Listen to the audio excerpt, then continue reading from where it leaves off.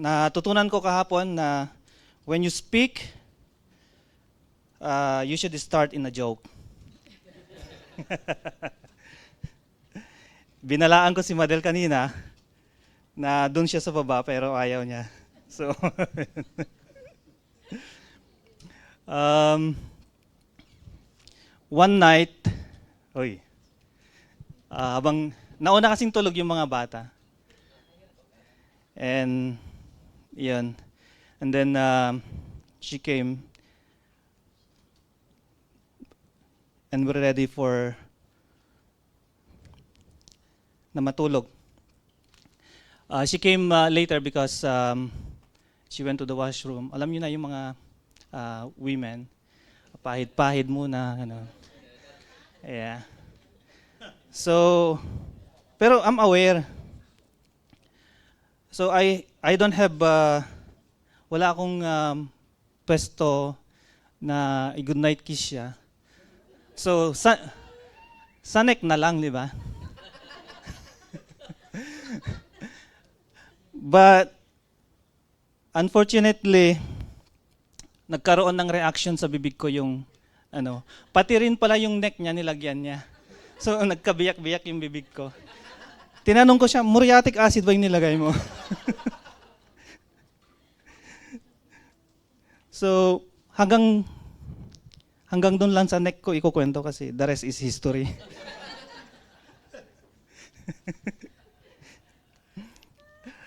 And as men, we understand naman yung mga kababaihan. It seems to them, God didn't finish their face. So,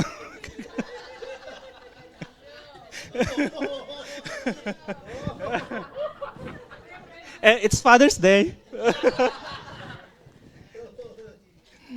But for men, it's perfect, right? We honor the image of God in us, right?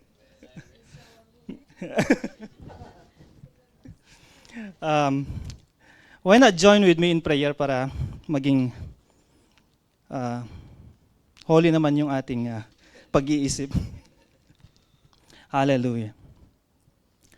Father, we thank you for this wonderful day that you have given us, Lord God. We celebrate, Lord God, Father's Day. And we thank you, Lord God, for you are our ultimate, Lord God. Kayo po ang nag-iisang aming Ama. Dinadakila ka po namin, Lord God. And may you use me, Lord God, to proclaim your words, Lord God. And I pray that you will open our hearts, our minds, Lord God, to receive whatever, Lord God, that has been said, Lord God, for us today, Lord God. Tinataas ka po namin, Lord God, at kayo po ang maidakila sa hapong ito, Lord God. In Jesus' name, amen.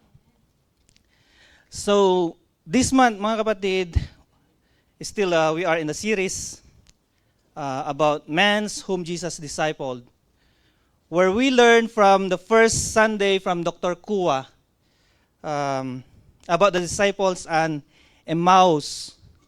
And last Sunday, we learned about Joseph of Arimathea, shared by our own pastor, Pogi. Today, let me introduce to you the person that we are going to study. He is a well-known man, discipled by the Lord Jesus Christ. He is also known as the holder of the key to heaven and bookkeeper ng mga listahan ng mga good and bad things.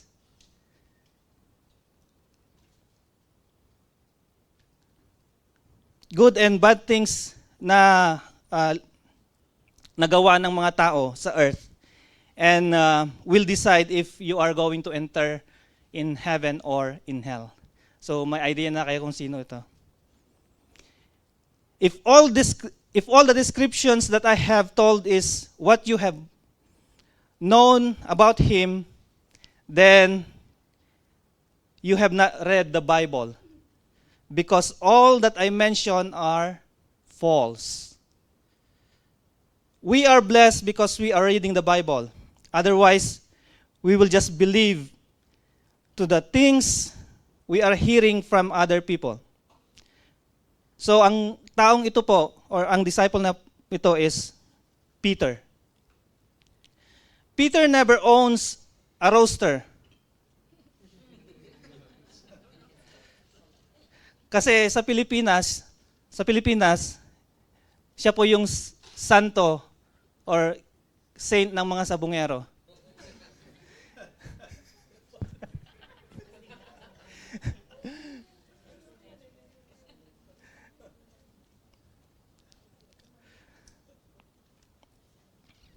Peter never owns a roaster. In their time, and even on this day, they don't allow rooster in Jerusalem because of the reason that the rooster might scratch or bring dirt to their sacrifice, and that will become unholy. But the Bible tells us that Peter denied Jesus 3 times before the rooster crows. Diba? So, there is rooster in Jerusalem.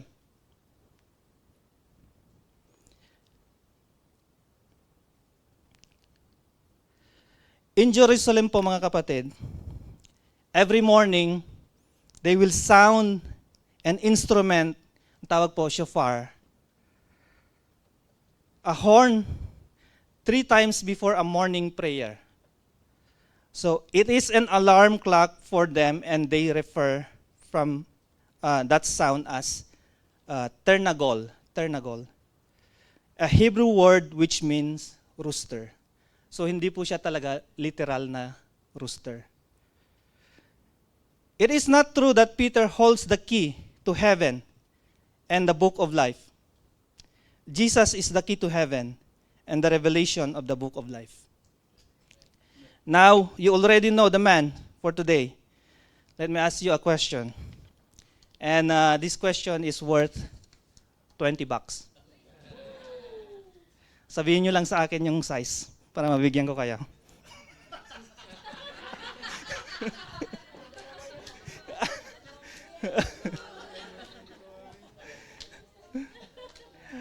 Here is the question. How can we know Peter's wealth in fishing?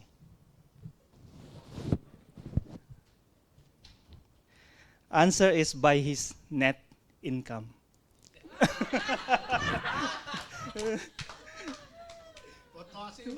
Kaya, patok. Today po mga kapatid is our lesson is about Peter. And let's read po mga kapatid, Acts chapter 2, verse 14.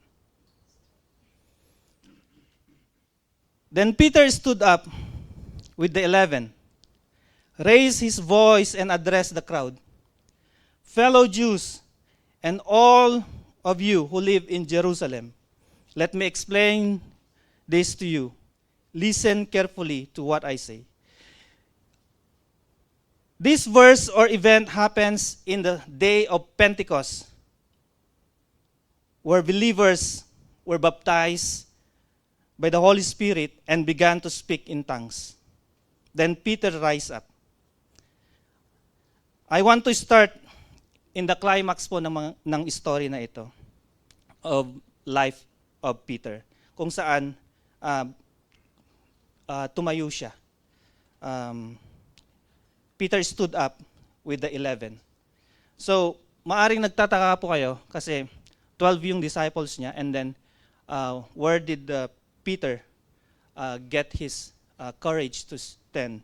Eh mayroon pang mga kasama siyang mga disciple po doon. Kaya po siya ang napili ko. And our title for today is Rise from the Ashes. Ano po ba ibig sabihin ng rise from the ashes? Rise from the ashes, it's a phrase or idiom which means to make a successful comeback or emerge stronger, rejuvenated, and renewed after suffering a complete failure, loss, or catastrophic destruction. Kung sa personal setbacks naman po,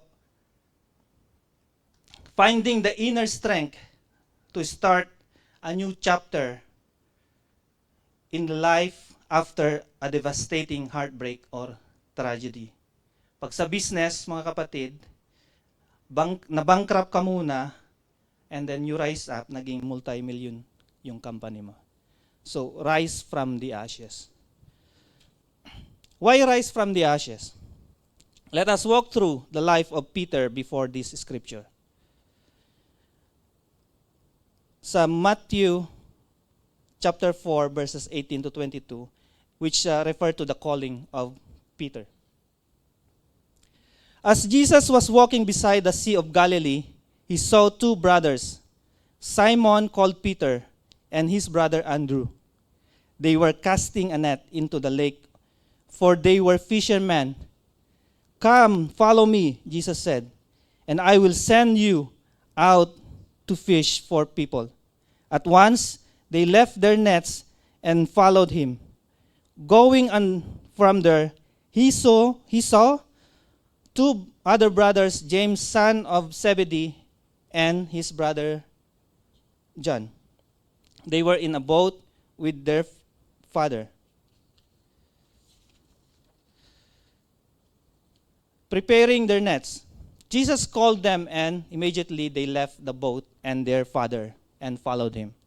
Meron din po yan, kapares lang po ng Luke 5, chapter 1 to 11. Confirm nyo na lang po yan, assignment.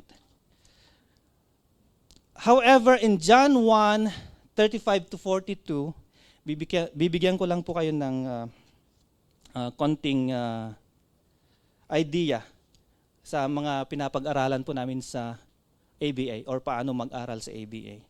So, in John 1, 35 to 42, the next day, John the Baptist was standing with two of his own followers. Jesus walked by. John looked at him and said, "See, the Lamb of God." John's two followers heard him say this and followed Jesus. Jesus turned around and saw them following. He said to them, "What are you looking for?" They answered, "Teacher, where are you staying?" He said to them, "Come and see." They followed him and saw where he lived. They stayed with him that day. It was about 4:00 in the afternoon. Andrew, Simon Peter's brother, was one of the two who had heard John's word. Tinutukoy po dito, John the Baptist po. Words and had followed Jesus. The first thing he did was to find his brother Simon. He said to him, "We have found the Christ." Andrew took Simon to Jesus. When Jesus saw Simon, he said, "You are Simon, the son of John. Your name will be Cephas." The name Cephas means Peter or a rock. So, mga kapatid, si Andrew was called first before his brother Peter. Andrew was first with John the Baptist. Si John the Baptist po ang unang disciple kay Andrew.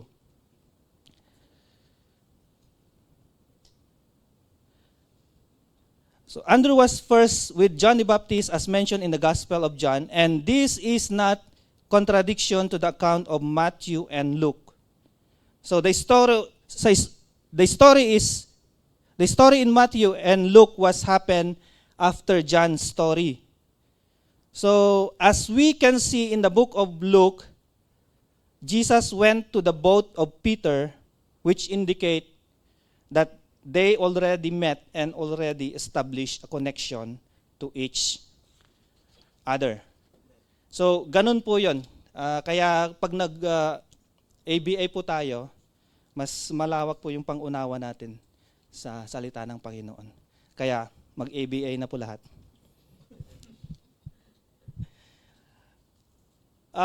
How about yung growth ni Peter? In Peter's growth with the Lord Jesus, he experiences things that none of the disciples had experienced. Maalala nyo? Peter and James and John witnessed Jesus' transfiguration. Matthew 17, Pakitake note na lang po yung mga references. Matthew 17, verses 1 to 8. Mark 9, verses 2 to 8. And Luke 9, verses 28 to 36.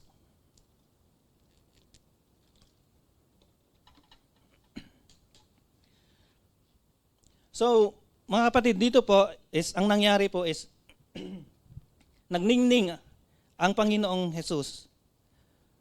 At nakita siya doon, nakasama niya si Moses, Elijah. So, si Peter nag-offer pa, di ba, na he will build shelter. Tig-iisa sila. So, yan yung isa. Pangalawa is Peter confession that Jesus is the Messiah. Andyan po sa Matthew 16:16. Andyan din po sa Mark 2:29. Luke 9:20.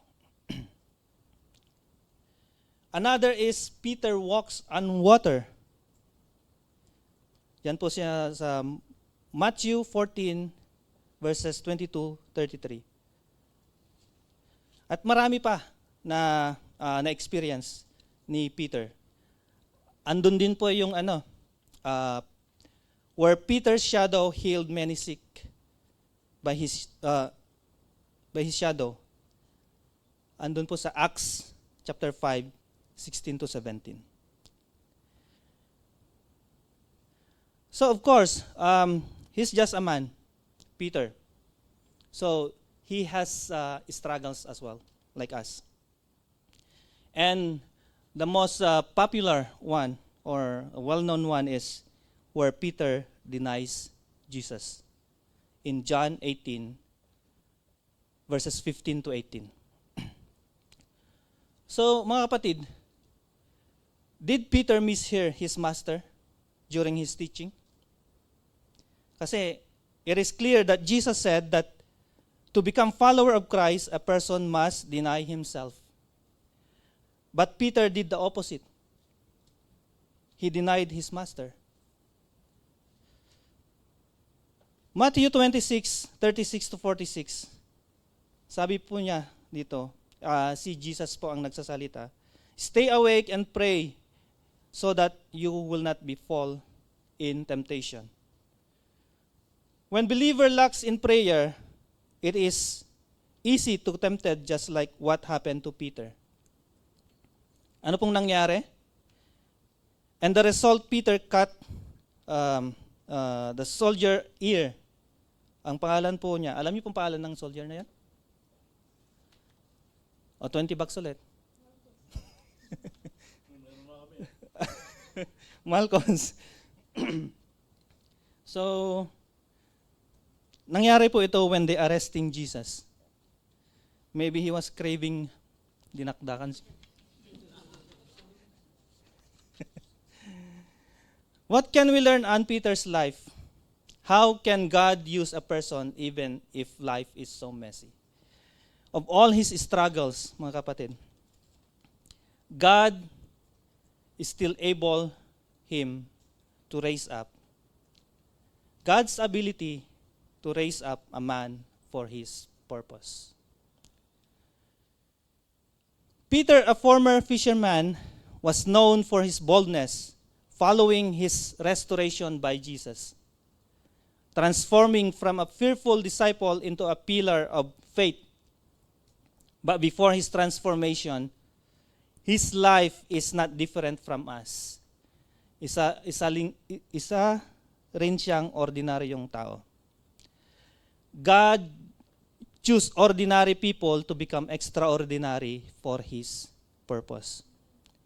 Instead of choosing the scribes, the Pharisees, the priests, ito po mga kapatid, scribes, Pharisees are experts of the Word or the Old Testament, in short. So sila po yung mga nagmi-minister sa temple. He chose unschooled men so that God can show that a humble person is what matter in the kingdom of God. Those people mentioned above are all knowledgeable about the scripture.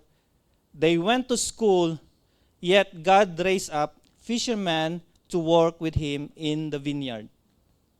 Andyan po yan sa John 7:48 to 49. So Peter became the key leader and spokesperson of the 12, empowered by the Holy Spirit at Pentecost. Peter also preaching and performing miracles, raising Tabitha. Who remember Tabitha? Dorcas in Greek. Tabitha means little girl. Andun po sa Acts chapter 9, 36 to 41. Peter also visit the Roman centurion. Pangalan po is Cornelius in Acts 10, which expanded the church to include Gentiles. I was not involved in any church before, and I am just attending to kahit saan ako mapadpad. And I am okay na tawagin lang as a Christian. Until God touched my heart and put a desire in my heart to know Him more and to build a relationship with Him. I do not have talent, skill that other person may possess, but I am willing to serve God in every way God wants me.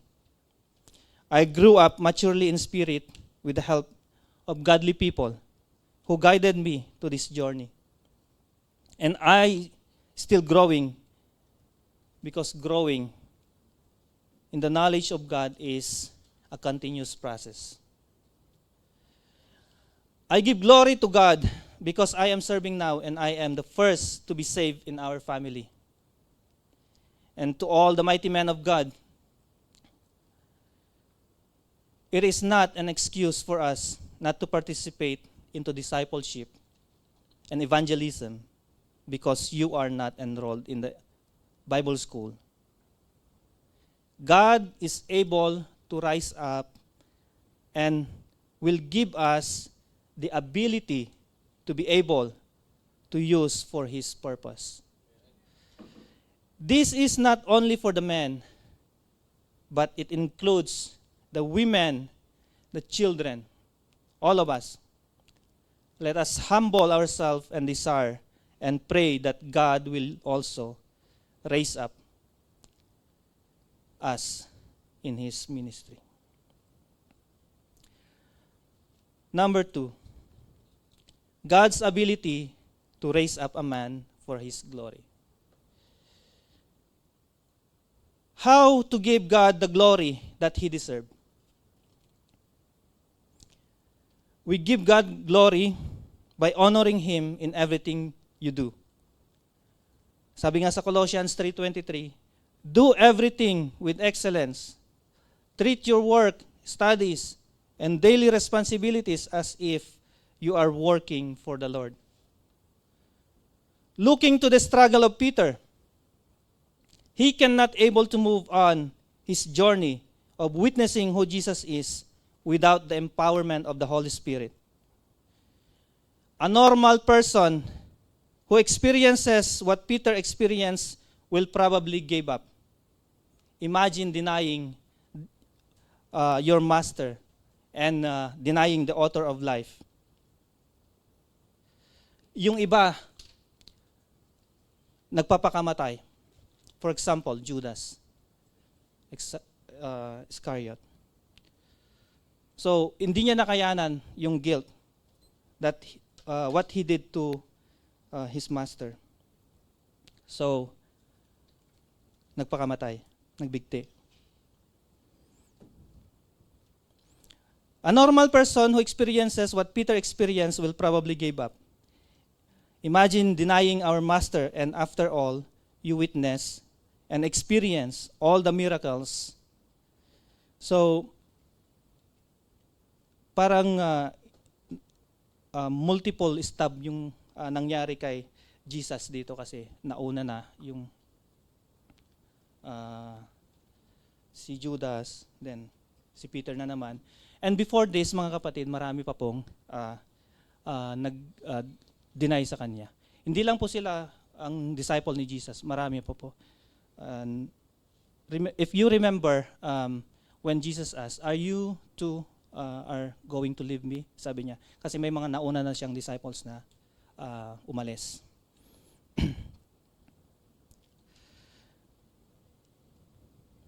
Can you imagine denying the author of life? And mind you, brothers and sisters, nothing is more painful than being denied by someone whom you are so close. But this is not the first time happened of Jesus being denied and betrayed. Did Jesus make mistake when he called his disciples, 12 disciples? Why is it that his core leaders would betray him? Mayroon din kaya dito sa core leaders?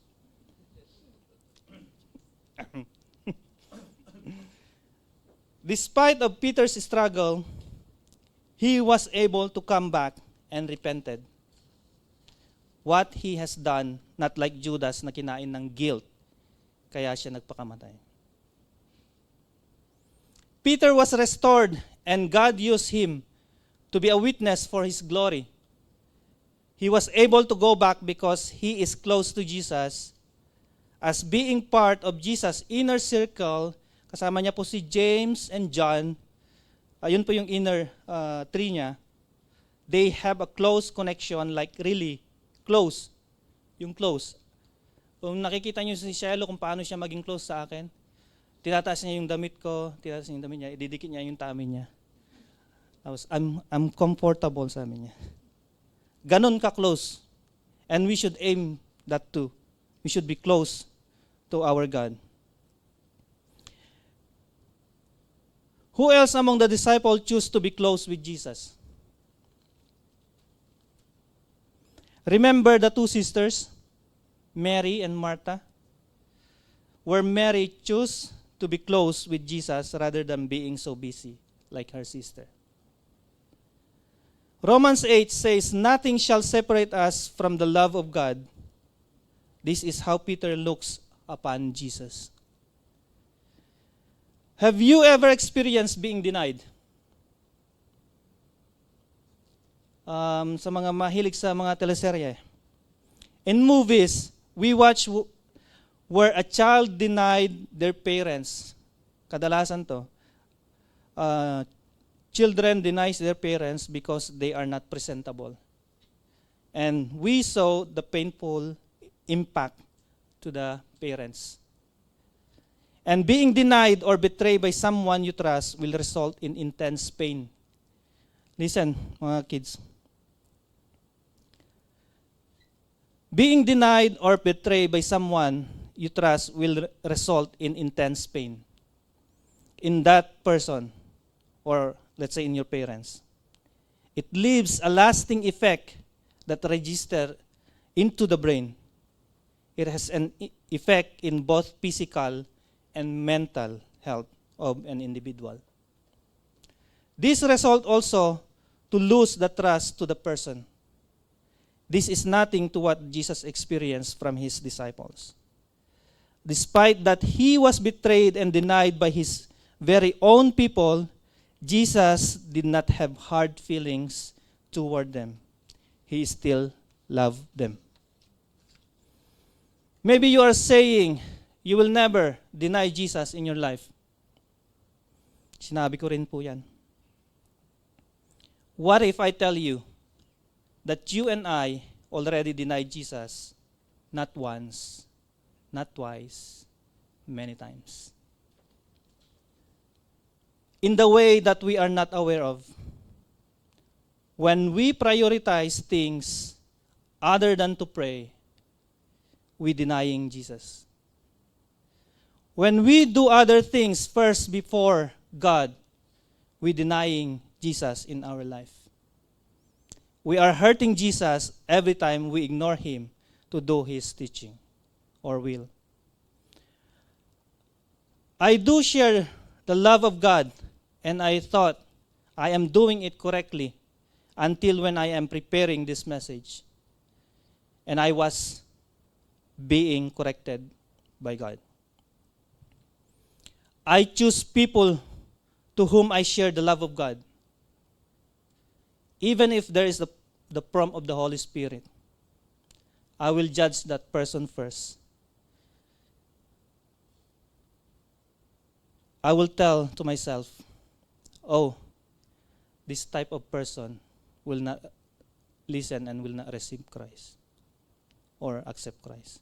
So I will not share. Many times I did that, especially if a person is all-knowing kind of person, yung madaldal, kumbaga. So, mawawalan ako ng chance na magsalita. So, I end up not sharing God. By not sharing the love of God to others means we denying Jesus by not obeying His commands. Brothers and sisters, we are not perfect. We make mistakes. But one thing I can assure you is that Jesus, who restored Peter from his messy life, He is also able to raise up us and enable us to become part in building His kingdom. Peter was forgiven and reinstated his calling. Alam niyo kung saan po yan? This happened when Jesus asked Peter 3 times, "Do you love me?" We can go back to Him anytime. We can go back to God anytime as long as we ask forgiveness and turn away our old life. There is a time in our life that we were down and messed up, where we need God's help. We beg unto Him, but when God raises us up, we forget the reason why God raises us up again. We go back to our old life and do things that is against the will of God. Peter knew that nothing is worth more than to do God's will. And that is for God's purpose and His glory. So, God empowered him so that he will be able to get back on his feet and proclaim who God is. He was restored and became the Peter that is fearless until the end of his life. I know that God is able to raise us up too from our messy life, from the ashes, with the empowerment of the Holy Spirit. However, if we ourselves is not willing to initiate, to pursue it, we will never become part of His purpose and His glory until we decide to deny ourselves and follow Him. Denying our worldly desires so that we can focus unto Him alone. Mga kapatid, I choose Peter as our man for today because I see myself in him in time of his struggles. Just like him, I was too complacent for doing things in the ministry. Being too proud because I am part of the core. Impulsive in decision making. Overconfidence and pride that I even think of my great contribution to the church. I encounter fear to the people that without realizing, I already pleasing people, which is supposed to be, we have to please God. I experience to fail in prayer and give in to temptation. For all those things I had done, God still forgive me and given me the chance to continue in His ministry. It is only by God's grace. Jesus saw something to Peter that he gave him such an honor. He see that willingness of Peter to serve God without hesitation. And that is my desire too, that God may also give me honor to serve Him in every way. May it be under leadership or personal growth. And if only this kind of Peter is being taught sa mga father, kung ito lang po sana yung nakikita nating Peter at hindi yung Peter na sabongero, we will influence our children at madadala natin sa church. Jesus Christ empowers imperfect people just like Peter and uses failures for His purpose and His glory. May we have also the same desire in our heart. Thank you po mga kapatid.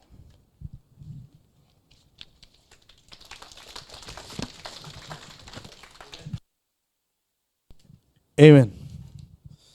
Thank you, Roel. Mga kapatid, rise from the ashes. What Roel have shared this afternoon is to make it simple para makita natin mga kapatid is it doesn't matter how you become failure sa buhay mo. How you fall every time. What matters is how you will rise above those failures. In the life of Peter, when he denied Christ 3 times, it's a total failure. Denying someone that you have been with him for 3 years, and you were discipled, and you to think you are the number 1 disciple of Jesus, second in command, and yet you deny Him. Masakit yun para kay Jesus. Sabi nila, mas masakit yung ginawa ni Judas dahil pinagkaluno siya. No, mas masakit yung kay Peter. Because Judas, they are not close. They're not close, man. Only Jesus and Peter and the 2 of them, James and John. I don't know where we became a failure sa ating buhay. But the message is very clear that God wants us to rise from that failure, from that ashes, by allowing God to do something in our life, to do His purpose. At the same time, allowing God to see in our lives, mga kapatid. Kasi kung ako lang, if I only see my strength right now, I cannot be your pastor. There's a lot of people who can become a good pastor or great pastor to your life. But not me. Kasi kung titignan ko yung mga setbacks ko, yung mga failures ko, number 1, naging drug addict ako. Naging kaaway ko na magulang ko. Hinahamo ko ng suntukan tatay ko pag nalalasing kami. That's what my life before. And then when I became a Christian, nakakaaway ko yung mga members sa church. Hinamo ko pa nga ng suntukan ng mga music team. Kasama dun sila, si Kuya Arnel, wala si Kuya Wendell. That's where they know me. But when I allow the Lord to do something in my life, to do His ability in my life, I have found my purpose in life. And that's to become a pastor. And now those people who are with me when I was young people, Kuya Wendell, Kuya Arnel, I was shocked when they agreed that, yes, Pastor, we will help you. You will become our pastor. To think they were saved 1986 and I was saved on 1998.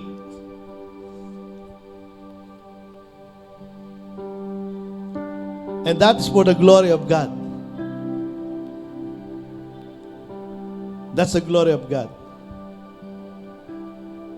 Why am I saying this? Because the message is very powerful, mga kapatid. Ruel has shared us a powerful message today that even though what is your past, God will use you in His purpose, in His glory. You can rise from the ashes.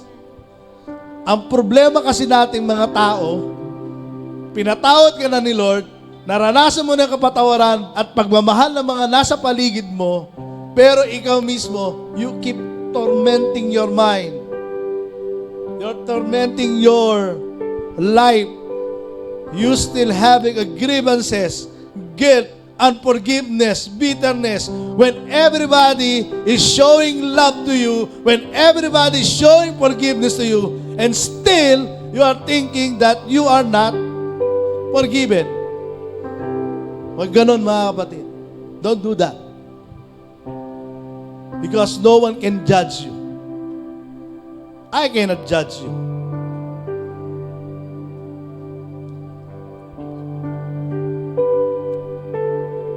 And God loves you. Kasi kapag si Lord ginudge ka, hindi ka na dapat nandito ngayon. You are 6 feet below the ground. But God is not like that. Every day there is a chances. And every day, there's a thing that you need to overcome. Because God is looking to you, seeing you through His eyes of love. Because of His love, kaya kanya nakikita. Hallelujah.